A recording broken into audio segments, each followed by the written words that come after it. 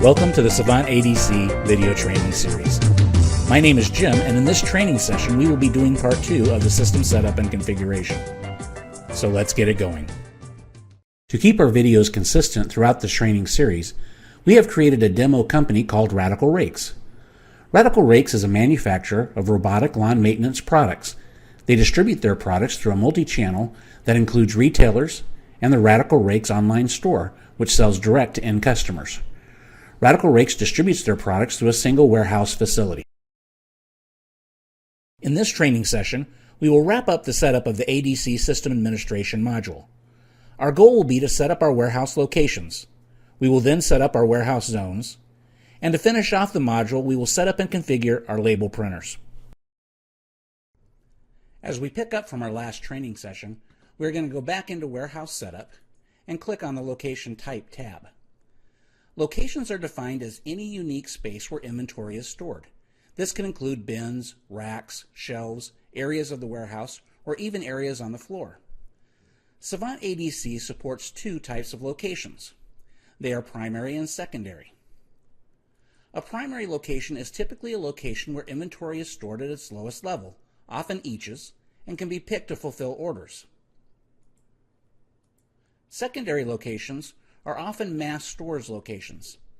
The best example of this is that you might have secondary locations in your warehouse where pallets of products are stored. These pallets are broken down as orders are picked, and the products located on them are moved into primary picking locations. Now you have the ability to change both the name and the description of the location types, and you can make secondary types inactive if they are not appropriate to your environment. However, primary locations must always be active. For our training purposes, we're going to keep the defaults for both location types. VeriFlex is a way to create rules for your location numbering scheme. VeriFlex rules are not all-inclusive, so we can create a rule for our primary and secondary locations and then have locations which are exceptions to those rules. Most warehouses have 1 or more sections. They have aisles of racks. The racks have vertical columns, and within each column is typically a shelf. With this information, we can create our rules for each location type. Now I'm going to go in here and select my location type primary. My first segment is just going to be titled Warehouse. It's going to be alpha, and it's going to be a 1-character length. My next segment is going to be aisle. It's going to be numeric, and it's going to be 2 numeric characters. Third position is going to be rack. Again, it's going to be numeric, and it's also going to be 2. And finally, my 4th segment is going to be shelf. Again, it's going to be numeric, and again 2.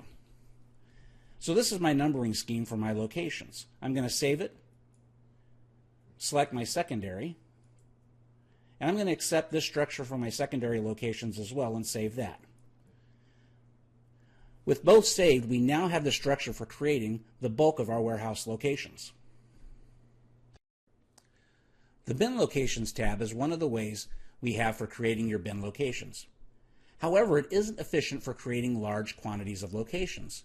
So we also have a utility for quickly creating mass number of bin locations, and I will walk through the Generate Warehouse Locations tool in a couple of minutes.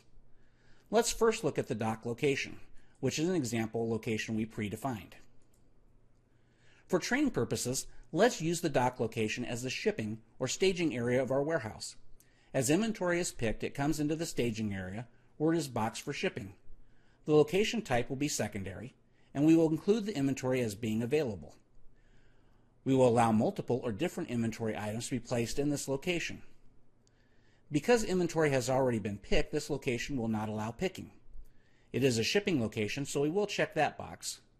And we will allow more than 1 product in the location. Let's click on the update to save our changes. We also want to create a receiving location where product will be stored during the receiving process. I'm going to call this M Receiving 01. Okay, one of the questions that I'm often asked is, why are my first locations entered into the system not adhering to the rules that we created in the VeriFlex screen? Remember that the VeriFlex screen allows us to create a numbering scheme for the majority of our warehouse locations. I will generate them using the VeriFlex structure, when we use the Generate Warehouse Locations tool. Right now I'm using the bin location setup screen to create locations which are exceptions to the VariFlex structure.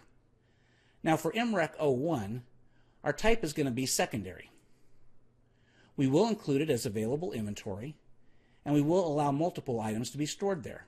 I'm also going to allow picking in this receiving location, which gives us kind of a cross-dock feel. It is not a shipping location, and I will allow more than one product in the location. So I'm going to click on the Update button or Save button to save this location. We also need to create a hold location where defective inventory items can be placed on hold pending resolution. I'm going to call that mHold 01. It's also going to be a secondary location. However, I'm not going to include it as available inventory since the inventory will be on hold. I will allow multiple items to be stored there.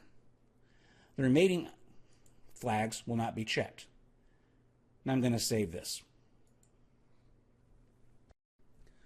The one area of confusion that we always run into is the difference between the allow multiples and allow only one product and location flags. So I want to take a minute and try to explain this. First, the allow only one product and location does not apply to primary locations. So in primary locations, only the allow multiples flag is effective. So in all of your primary locations, simply leave the allow only one product and locations flag unchecked. Now this flag does come into play in secondary locations. As an example, let's assume that we use our secondary locations to store pallets of inventory. If the location will allow us to store only one pallet, but multiple products on that pallet, then the allow multiple box is unchecked, and the allow only one product box is unchecked. If the location will allow us to store multiple pallets and multiple products on those pallets, then the allow multiples box is checked, and the allow only one product box is unchecked. If the location will allow us to store multiple pallets but only one product on those pallets, then the allow multiples box is checked and the allow only one product box is checked. If the location will allow us to store only one pallet and only one product on the pallet, then the allow multiples box is unchecked and the allow only one product box is checked. I know this will probably still be confusing, but the user manual will help explain these flags in greater detail.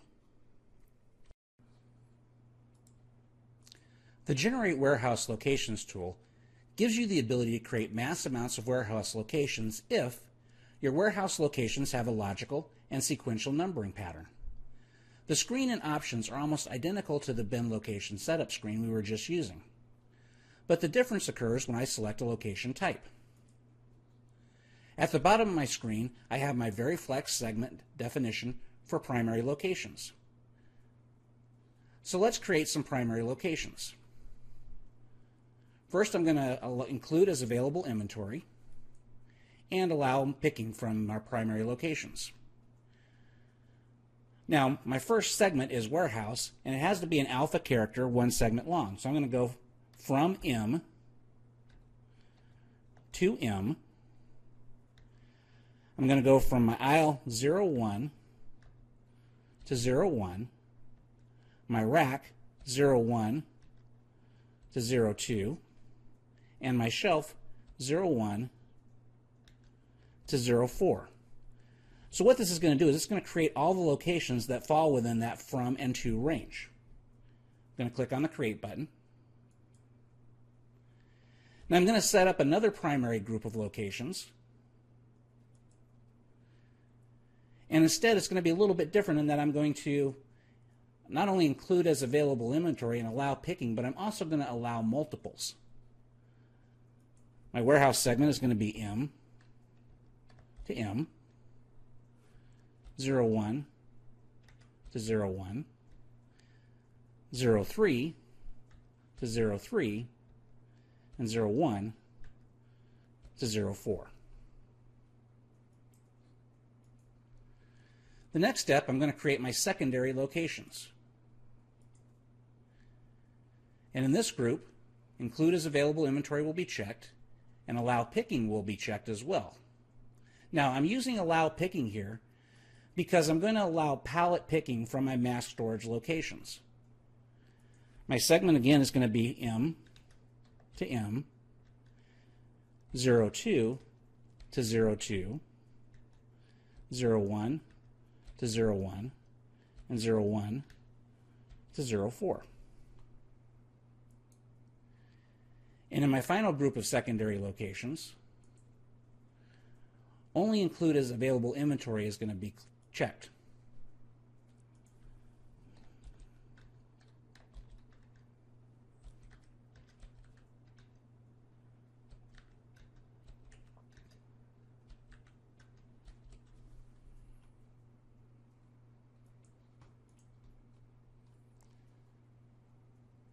Now, using the Generate Warehouse Location screen, we were able to create a significant amount of locations very quickly and efficiently.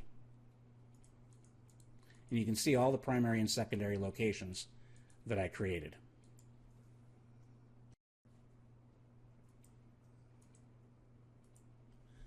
Zones allow us to group and sequence locations in an order that can facilitate warehouse efficiencies.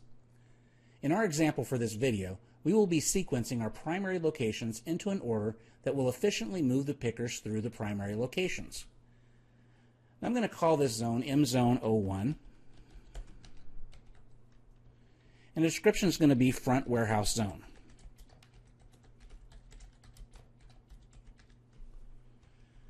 Because I'm going to use this in a picking pattern, this box will be checked. To create the rest of the zone, I first have to save the zone, which will then activate the grid. With the grid active, I can enter my locations one at a time, which is okay for creating small zones, or I can click on the Auto Generate button and use the VaryFlex structure to enter a range of locations automatically. So in this particular case, I'm going to click on the location type Primary, and you can see my VaryFlex structure comes up. I'm going to select my warehouse segment M, my aisle 01 to 01, my rack 01 to 03, and my shelf 01 to 04. Now, because I'm creating new, it doesn't matter whether I'm appending or replacing. Click the Save button and close the screen. And you can see that all my locations are now sequenced in order. With this zone, the pickers will be instructed to pick products from the first location in the sequence that has product to be picked, and then they will move on to the next location and on to the next until all the products are picked.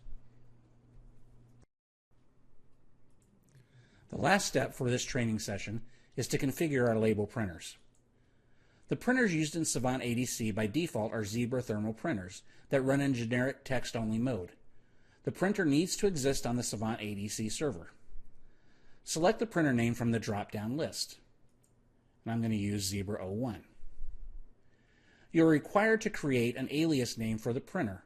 Often we see this as a printer, functional, or locational name such as Receiving 01 or Shipping 01. The alias I'm going to enter is Zebra Receiving 01. Finally, select the printer type, which in this case will be Zebra. I'm then going to save my changes, and I can go on and create other printers as needed.